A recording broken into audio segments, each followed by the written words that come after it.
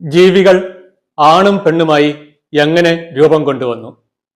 വിശദീകരിക്കുവാൻ പരിണാമവാദത്തിന് തീർത്തും സാധിക്കുന്നില്ലാത്ത ഒരു സമസ്യ അല്ലെങ്കിൽ കഠിന പ്രശ്നം ആണ് ഇത്. ഇതേക്കുറിച്ചാണ് ഇന്നത്തെ ഈ വീഡിയോയിൽ നമ്മൾ പങ്കുവയ്ക്കുവാനായിട്ട് പോകുന്നത്. ആദ്യം തന്നെ ഞാൻ 2 ഉദാഹരണങ്ങൾ നിങ്ങളുടെ മുൻപിലേക്ക് വയ്ക്കുകയാണ്. ഈ 2 ഉദാഹരണങ്ങളിലെയും പ്രധാന കഥാപാത്രം എന്ന് പറയുന്നത് ചിമ്പാൻസി ആണ്. ചിമ്പാൻസി എന്ന് പറയുന്നത് ലക്ഷക്കണക്കിന് വർഷങ്ങൾ ആയുസ്സുള്ള ഒരു ജീവിയാണെന്ന് തൽക്കാലം നിങ്ങൾ സങ്കല്പിച്ചുകൊള്ളുക. ഒന്നാമത്തെ ഉദാഹരണം ഇതാണ്. ഒരു മുറിയില് ഒരു കസേരയിൽ ഒരു ചിമ്പാൻസിയെ ഇരുത്തിയിരിക്കുന്നു. ചിമ്പാൻസിയുടെ മുമ്പിലായി മേശപ്പുറത്ത് ഒരു കമ്പ്യൂട്ടറും വെച്ചിട്ടുണ്ട്.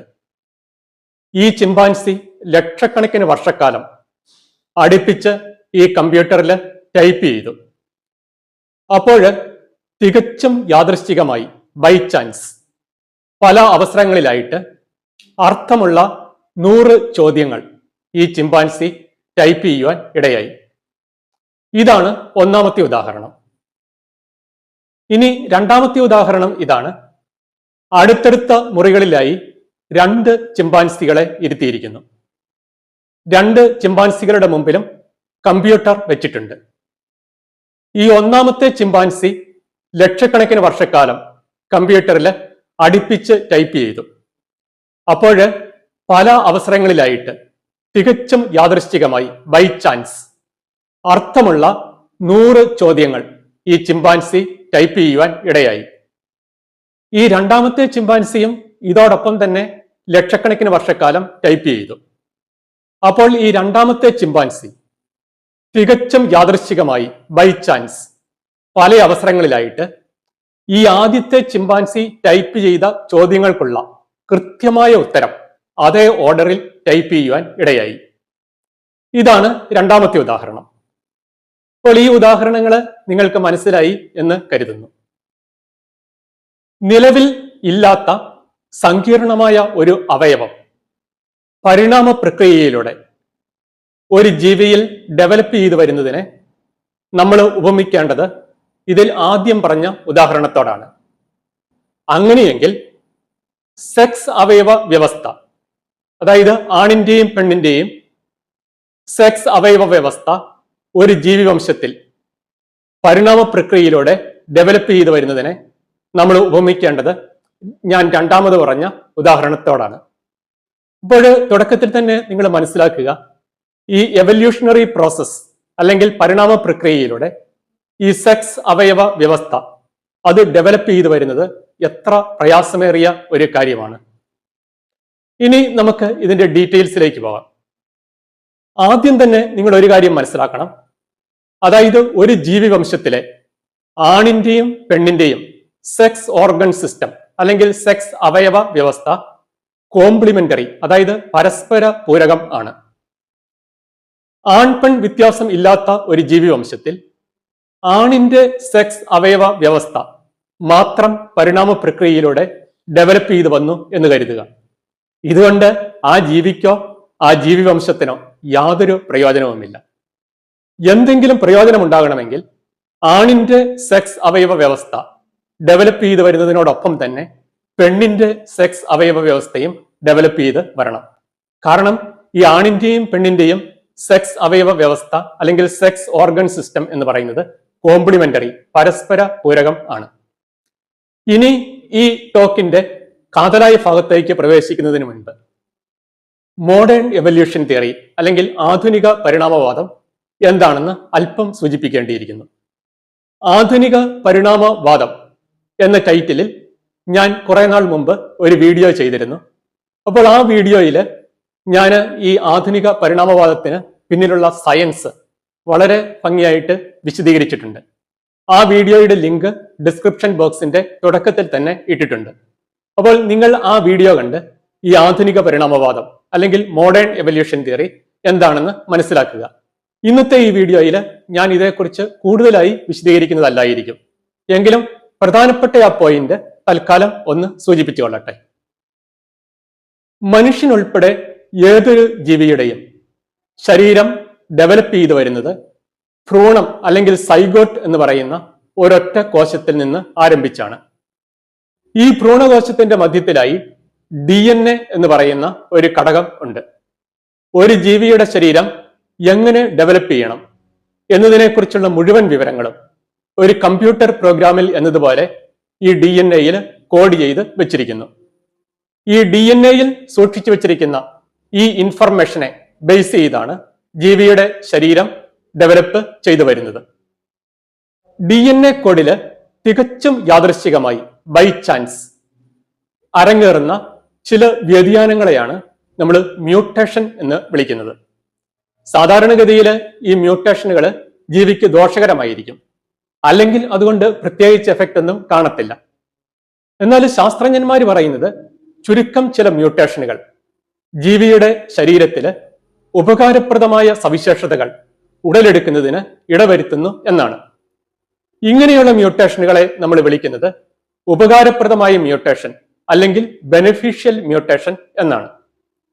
ഒരു ജീവിവംശത്തിൽ ചില അംഗങ്ങളിൽ അരങ്ങേറുന്ന ഈ ബെനിഫിഷ്യൽ മ്യൂട്ടേഷന്റെ ഫലമായി ജീവിവംശത്തിലെ ചില അംഗങ്ങൾക്ക് മറ്റ് അംഗങ്ങൾക്കില്ലാത്ത ചില ശാരീരിക സവിശേഷതകൾ കാണപ്പെട്ടു എന്നിരിക്കും. ഈ ശാരീരിക സവിശേഷതകൾ ഇത് ലഭിച്ച അംഗങ്ങളുടെ അതിജീവന ശേഷി വർദ്ധിപ്പിക്കുന്നു എന്ന് കരുതുക. അല്ലെങ്കിൽ ഈ ശാരീരിക സവിശേഷത കൊണ്ട് ഇത് ലഭിച്ച അംഗങ്ങൾക്ക് എന്തെങ്കിലും പ്രയോജനമുണ്ട് എന്ന് കരുതുക. അങ്ങനെയെങ്കിൽ തലമുറകൾ പിന്നിടും തോറും ഈ ശാരീരിക സവിശേഷത സമൂഹത്തിലെ കൂടുതൽ അംഗങ്ങളിലേക്ക് വ്യാപിക്കുവാൻ ഇടവരും. ഇതിനെയാണ് നമ്മൾ നാച്ചുറൽ സെലക്ഷൻ എന്ന് വിളിക്കുന്നത്. ഇനി ഈ ബെനിഫിഷ്യൽ മ്യൂട്ടേഷൻ കൊണ്ട് ലഭിക്കുന്ന ഈ ശാരീരിക സവിശേഷത കൊണ്ട് ജീവിക്ക് പ്രയോജനം ഒന്നും ഇല്ല എന്നിരിക്കട്ടെ. അങ്ങനെയെങ്കിൽ ഏതാനും തലമുറകൾ കഴിയുമ്പോൾ ഈ ശാരീരിക സവിശേഷത ആ ജീവി സമൂഹത്തിൽ നിന്ന് അപ്രത്യക്ഷമാകും. ഇതാണ് ആധുനിക പരിണാമവാദത്തിന്റെ രത്ന ചുരുക്കം. ഇനി നമ്മുടെ വിഷയത്തിന്റെ കാതലായ ഭാഗത്തേക്ക് നമുക്ക് മടങ്ങിപ്പോകാം. പരിണാമശാസ്ത്രമനുസരിച്ച് ഈ ഭൂമിയിൽ ആദ്യമുണ്ടായത് ബാക്ടീരിയ പോലെയുള്ള ഏകകോശ ജീവികളാണ്. ഈ ജീവികൾക്ക് ആൺപെൺ വ്യത്യാസമില്ല. കോശ വിഭജനത്തിലൂടെയാണ് ഇവ പ്രത്യുൽപാദനം റീപ്രൊഡക്ഷൻ നടത്തുന്നത്. ആൺപെൺ വ്യത്യാസം കുറെ കഴിഞ്ഞായിരിക്കും ജീവലോകത്ത് പ്രത്യക്ഷപ്പെടുന്നത്. ആൺപെൺ വ്യത്യാസമില്ലാത്ത ഒരു ജീവി സമൂഹത്തിൽ ആണിന്റെയും പെണ്ണിന്റെയും സെക്സ് ഓർഗൻ സിസ്റ്റം, സെക്സ് അവയവ വ്യവസ്ഥ പരിണാമ പ്രക്രിയയിലൂടെ, അതായത് എവല്യൂഷണറി പ്രോസസ്സിലൂടെ ഡെവലപ്പ് ചെയ്തു വരുവാൻ പറ്റുമോ എന്ന് നമുക്ക് ഇനി കുറച്ച് ആഴത്തിൽ പരിശോധിക്കാം. പരിണാമം എന്ന് പറയുന്നത് ലക്ഷക്കണക്കിന് വർഷങ്ങളിലായി അനേകം തലമുറകളിലൂടെ സംഭവിക്കുന്ന ചെറിയ ചെറിയ മാറ്റങ്ങളിലൂടെ അരങ്ങേറുന്ന ഒന്നാണല്ലോ. ആൺപെൺ വ്യത്യാസമില്ലാത്ത ഒരു ജീവി സമൂഹത്തിൽ 100 ഘട്ടങ്ങളിൽ അഥവാ 100 സ്റ്റേജുകളിൽ ആയി സംഭവിക്കുന്ന മാറ്റങ്ങളുടെ ഫലമായി ആണിന്റെയും പെണ്ണിന്റെയും സെക്സ് അവയവ വ്യവസ്ഥ പരിണാമ പ്രക്രിയയിലൂടെ രൂപം കൊണ്ടുവരുന്നു എന്ന് കരുതുക. ഈ ജീവി സമൂഹത്തിലെ ഒരംഗത്തിൽ ആൺ സെക്സ് അവയവ വ്യവസ്ഥയുടെ 1ാം ഘട്ടത്തിലെ രൂപീകരണം DNA കോഡിൽ സംഭവിച്ച ഒരു ബെനിഫിഷ്യൽ മ്യൂട്ടേഷന്റെ ഫലമായി നടന്നു എന്ന് കരുതുക. ഇങ്ങനെ നടന്നു എന്ന് കരുതി ഈ അംഗത്തിന് അതുകൊണ്ട് പ്രത്യേകിച്ച് യാതൊരു പ്രയോജനവുമില്ല. ഈ ജീവിവംശത്തിനും ഇതുകൊണ്ട് യാതൊരു പ്രയോജനവുമില്ല. അതിനാൽ തലമുറകൾ പിന്നിടുമ്പോൾ 1ാം ഘട്ടത്തിലെ ഈ സവിശേഷത സമൂഹത്തിലെ കൂടുതൽ അംഗങ്ങളിലേക്ക് വ്യാപിക്കാൻ നാച്ചുറൽ സെലക്ഷൻ ഇടവരുത്തുകയില്ല. കുറെ തലമുറകൾ കഴിയുമ്പോൾ ഈ സവിശേഷത ജീവി സമൂഹത്തിൽ നിന്ന് അപ്രത്യക്ഷമാകും. അതല്ലെങ്കിൽ ഒരു അംഗത്തിൽ ആൺ സെക്സ് അവയവ വ്യവസ്ഥയുടെ 1ാം ഘട്ടത്തിലെ രൂപീകരണം നടക്കുന്ന അതേ അവസരത്തിൽ തന്നെ സമൂഹത്തിലെ മറ്റൊരു അംഗത്തിൽ പെൺ സെക്സ് അവയവ വ്യവസ്ഥയുടെ 1ാം ഘട്ടത്തിലെ രൂപീകരണം സംഭവിച്ചിരിക്കണം. എന്നാൽ DNA കോഡിൽ തികച്ചും യാദൃശ്ചികമായി അരങ്ങേറുന്ന ബെനിഫിഷ്യൽ മ്യൂട്ടേഷനിലൂടെ ഒരേ അവസരത്തിൽ തന്നെ സമൂഹത്തിലെ ഒരു അംഗത്തിൽ ആൺ സെക്സ് അവയവ വ്യവസ്ഥയുടെ 1ാം ഘട്ടത്തിലെ രൂപീകരണവും മറ്റൊരു അംഗത്തിൽ പെൺ സെക്സ് അവയവ വ്യവസ്ഥയുടെ 1ാം ഘട്ടത്തിലെ രൂപീകരണവും സംഭവിക്കുക എന്നത് ഏതാണ്ട് അസാധ്യമായ കാര്യമാണ്. ഇത് മാത്രം പോരാ, തുടർന്നുള്ള 99 ഘട്ടങ്ങളിലും സമൂഹത്തിലെ 2 വ്യത്യസ്ത അംഗങ്ങളിൽ പരസ്പര പൂരകമായവ അഥവാ കോംപ്ലിമെന്ററിയായ രൂപീകരണങ്ങൾ ഒരേ അവസരത്തിൽ തന്നെ സംഭവിക്കണം. DNA കോഡിൽ തികച്ചും യാദൃശ്ചികമായി അരങ്ങേറുന്ന ബെനഫിഷ്യൽ മ്യൂട്ടേഷനിലൂടെ ഇപ്രകാരം സംഭവിക്കുക എന്ന് പറയുന്നത് തികച്ചും അസാധ്യമായ കാര്യമാണ്. സെക്സ് വ്യത്യാസം ഇല്ലാതിരുന്ന ഒരു ജീവി സമൂഹത്തിൽ ആണിന്റെയും പെണ്ണിന്റെയും സെക്സ് അവയവ വ്യവസ്ഥ പരിണാമ പ്രക്രിയയിലൂടെ വികാസം പ്രാപിച്ചു വരിക സാധ്യമല്ല എന്ന് ഇതിനാൽ വ്യക്തമാകുന്നു. അതായത് ആൺപെൺ വ്യത്യാസമില്ലാത്ത ഒരു ജീവി സമൂഹത്തിൽ ആണിന്റെയും പെണ്ണിന്റെയും സെക്സ് അവയവ വ്യവസ്ഥ പരിണാമ പ്രക്രിയയിലൂടെ ഡെവലപ്പ് ചെയ്തു വരിക എന്നത് അസാധ്യമായ ഒരു കാര്യമാണ്. സെക്സ്വൽ സെലക്ഷൻ എന്ന പേരിൽ അറിയപ്പെടുന്ന ഒരു ആശയം ചാൾസ് ഡാർവിൻ മുന്നോട്ട് വെച്ചിരുന്നു.